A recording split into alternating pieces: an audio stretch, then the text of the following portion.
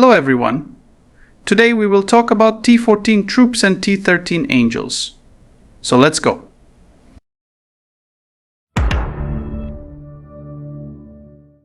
T40 is no longer the highest level you can achieve in War and Order.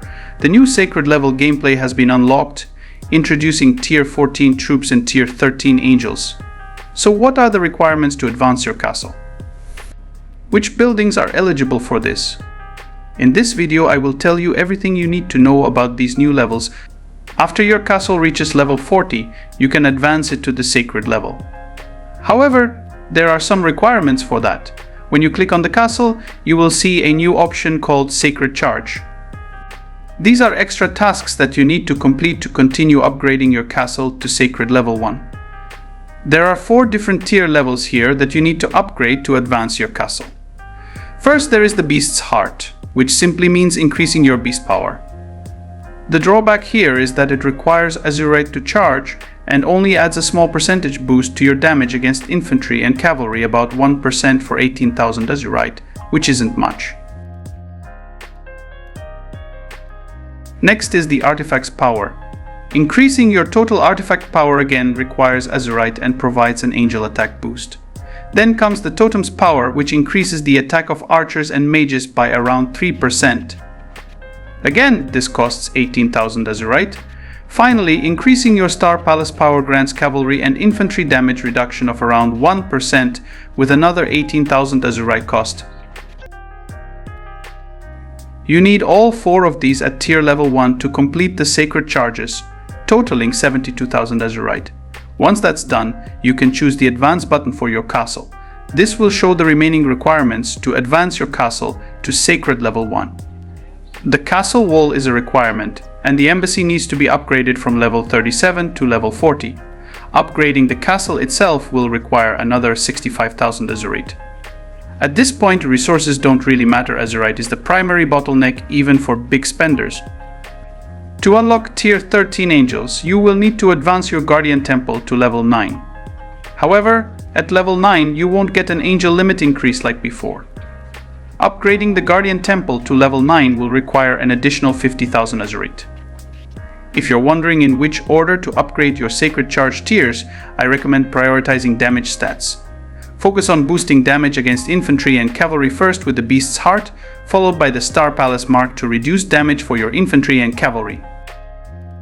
If you're limited on Azurite, upgrading damage-related stats first will be most effective. The new Sacred levels also introduce Tier 14 troops, divided into 2 phases. To unlock the frontline Tier 14 troops, you need to upgrade your castle to Sacred level 2 and upgrade the barracks to Sacred level 2 as well. Sacred level 1 for the barracks doesn't unlock anything yet. To unlock the backline Tier 14 troops, you'll need to upgrade both your castle and barracks to Sacred level 3.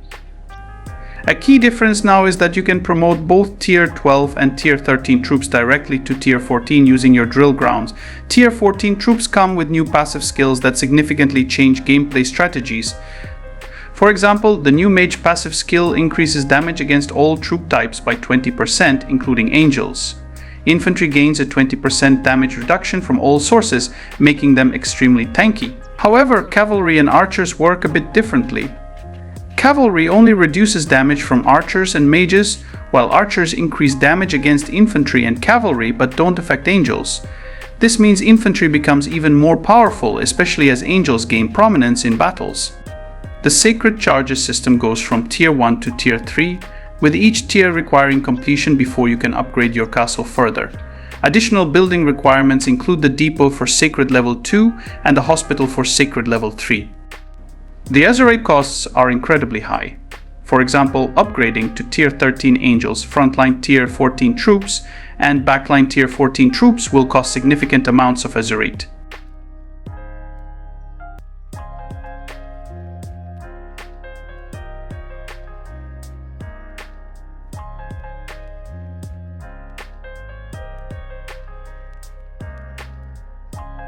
Regarding Tier 13 angels, their base stats, hit points, attack and defense only increase by around 10% compared to Tier 12. The same goes for the Tier 14 troops. However, their passive skills, such as direct damage reduction, make them special compared to previous tiers. These bonuses are similar to what you'd get from researching toughness in the Mystic College, but are now available as passive skills. When they announced these new levels, I hoped they would focus on useful building upgrades rather than requiring less impactful ones like the depot or embassy. It would have made more sense to require higher level barracks or blacksmith upgrades, which players often focus on anyway. The Azurite requirements feel overwhelming, especially since Azurite was already heavily used for Mystic College upgrades recently. Many players have spent their Azurite on those instead of saving for castle upgrades. It's disappointing that both the Sacred Charges and castle upgrades require so much Azurite without offering alternative resources. We'll have to see if War and Order makes adjustments to these requirements, especially based on spender feedback. Right now, even moderate and non-spenders face significant challenges staying competitive. For the amount of Azurite required, focusing on Mystic College upgrades may provide better results in terms of power growth compared to advancing your castle to Sacred Level 1. Let me know what you think about these changes in the comments below, and don't forget to like and subscribe for more War and Order updates.